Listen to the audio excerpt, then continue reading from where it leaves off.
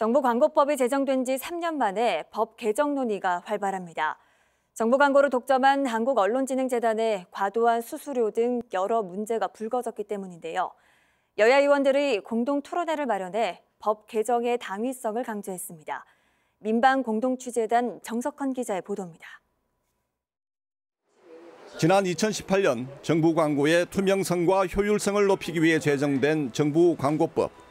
한국언론진흥재단의 정부 광고 대행 독점과 과도한 수수료 10% 징수와 활용, 그리고 효율성 등 여러 문제점이 불거졌습니다.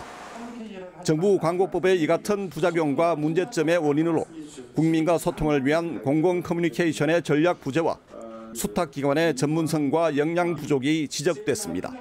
정부 광고를 이렇게 과대하게 포장을 하고 너무 포괄적으로 해석을 하다 보니까 이 공공 커뮤니케이션에 대한 인식들이 없고 그리고 전략들이 부족하다 보니까 실질적으로 국민 권익 향상을 위한 커뮤니케이션이 제대로 되고 있는가, 공공소통이 되고 있는가, 거기에 대한 문제가 있다고 생각을 합니다. 특히 언론진흥재단의 광고 대행 수수료 수입은 지난해 876억 원으로 3년 동안 170억 원이나 늘었지만 이마저도 지역방송 콘텐츠 지원 등에는 거의 사용되지 않았습니다. 반면에 지역 민방의 광고 매출은 절반 이하로 떨어져 광고 대행 수수료가 지역 민방의 재정 부담마저 가중시키고 있습니다. 그 10%를 특정 정부 산하기관이 수수료로 징수하고 있는데 역할이나 기여한 부분도 없이 가져가는 수수료는 문제가 있다고 생각합니다. 정부 광고 재원은 국민이 낸 세금입니다. 신속히 시행령을 손봐서 혈세가 새는 것을 막아야 한다고 생각합니다.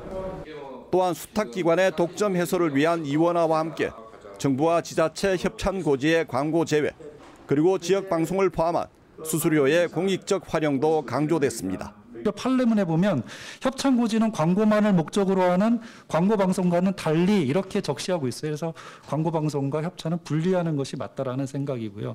이 쌓아둔 것을 어디에 써야 하는가의 문제로 귀결된다는 거죠.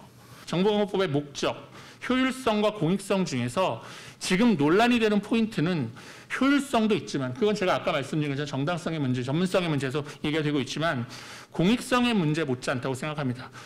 이번 토론회에는 더불어민주당 이상민 의원과 국민의힘 김영식 의원, 그리고 한국방송협회와 지역민영방송협회, 지역방송협의회 등이 참여해 정부 광고법 개정에 힘을 실었습니다. 민방공동취재단 정석헌입니다.